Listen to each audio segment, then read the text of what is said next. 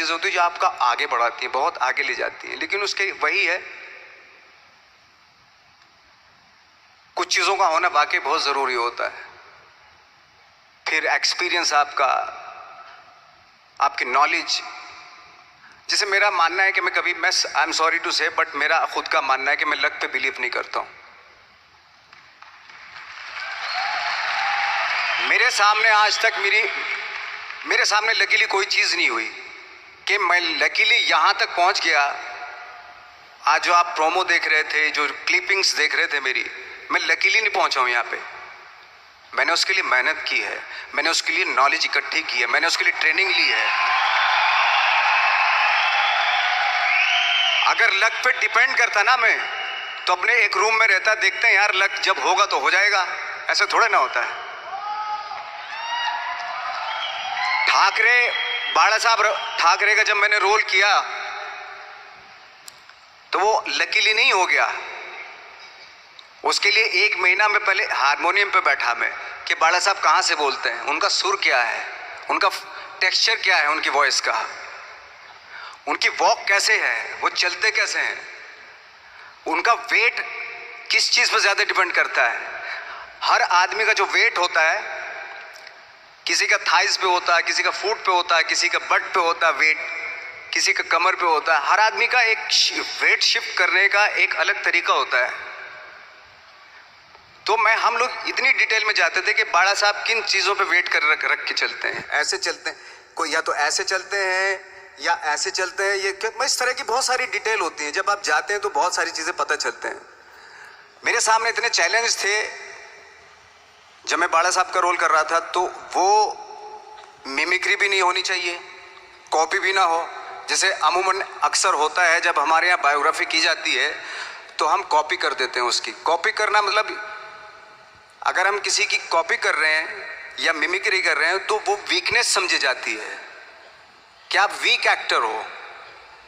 और ये बात मुझे बहुत पहले समझ में आ गई थी जब मैं ट्रेनिंग ले रहा था। मैं ट्रेनिंग के फायदे बता रहा हूँ आपको। जब मैं ट्रेनिंग ले रहा था ये हमें तभी समझ में आ गया था। और प्रिपरेशन के वक्त, बाला साहब की प्रिपरेशन के टाइम पे, कि मैंने इसकी मिमिक्री नहीं होनी, बाला साहब की मिमिक्री नहीं होनी चाहिए, ना कॉपी होनी चाहिए, और लगना भी चाहिए कि बाला साहब ठाकरे है।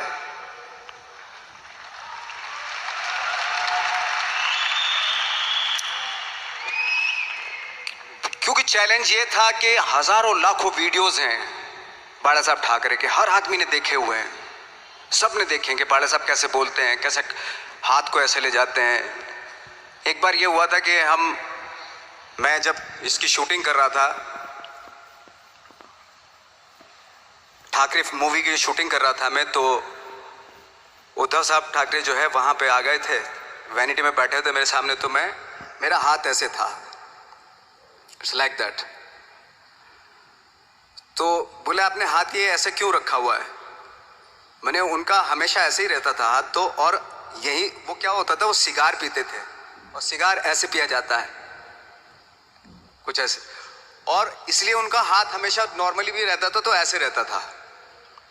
और यहीं से जब स्पीच देते थे यहीं से ये जाता था, जो उनका सिग्नेचर वो जेस्चर था। तो वो शॉक्ड हो गए कि इतनी डिटेलिंग आपने ली है। तो जब वो फिल्म देखी उन्होंने, तो फिल्म देखने के बाद उनको रियलाइज हुआ कि वाकई बहुत स्टडी की है नवाज ने उनके बाला साहब के ऊपर। तो मुझे खुशी हुई थी कि थैंक गॉड कि ये सारा किस लिए हो रहा है, पैशन की वजह से हो रहा है। एक पैशन है, उसके बाद आपका एक्सपीरियंस है, आपकी नॉलेज है, आपकी ट्रेनिंग है, उससे ये सारी चीजें निकलती हैं। लाइक मंटो, ये जितने भी कैरेक्टर्स हुए वो सब हवा में नहीं हुए या लकीली नहीं हो गए। उनके लिए बाकायदा बहुत छोटी छोटी मेहनत की, छोटी छोटी डिटेल इकट्ठी की गई, स्कोर बनाया उसका, उन डिटेल्स का, तब जाके वो कैरेक्टर जो आप देखते हैं वो एक अलग इंसान दिखता है। वो मैंने कभी भी हीरोइज्म या इन सब चीजों पे बिलीव नहीं किया। जब आज मुझे बोलते हैं कि तुम तो स्टार हो, मैं सच आज भी मुझे यकीन नहीं होता कि मैं स्टार हूं। मुझे लगता है कि मैं एक्टर ही हूं, और मैं आज भी ढूंढने की कोशिश कर रहा हूं, नई नई डिटेल्स ढूंढने की कोशिश कर रहा हूं कैरेक्टर्स की। स्टार्स का क्या होता है कि जब स्टार होता है एक जैसा होता है, और 30-40 साल तक एक जैसा करता चला जाता है। वो मुझे वो नहीं बनना। अगर मैं ये करूं तो शायद दूसरे दिन ही बोर हो जाऊंगा मैं। मुझे हर रोज नए कैरेक्टर ढूंढने हैं।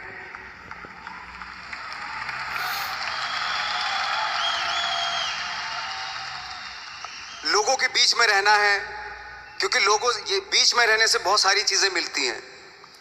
मैंने एक रोल किया था लंच बॉक्स में, पता नहीं कितने लोगों ने देखी वो फिल्म, मुझे नहीं मालूम।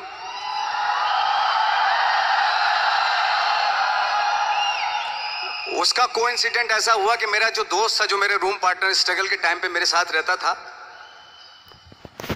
तो मैंने उसी को सेम उसी की डिटेल मार दी उसमें फिल्म में। जब पिक्चर रिलीज हुई तो उसने देखी, उसको लगा अरे ये तो मैं हूं। अब वो भी एक्टर था। उसके बाद जब वो फिल्म इंडस्ट्री में किसी के पास काम मांगने जाता था तो लोग उसको बोलते थे यार ये ऐसा मत कर, ये नवाज ने कर दिया, कुछ दूसरा कर। तो बोलता हम तो ओरिजिनल में ही ऐसे हैं, उन्होंने हमारा कॉपी किया है। कहने का मतलब ये है कि लोगों के क्या होता है, स्टार्स हमेशा शीशों के घरों में रहना शुरू कर देते हैं। उनको बैंड्रा में, उनको मतलब किसी ऐसी जगह पे रहते हुए ये नहीं मालूम कि दूसरी जगह क्या है। अगर आप चाहते हैं रोज हर फिल्म में एक नई पर्सनैलिटी क्रिएट करें तो लोगों के बीच में रहना पड़ेगा आपको। भले थोड़ी परेशानियां होती हैं बट रहना पड़ेगा उनके बीच में। मेरा तो ऐसा मानना है।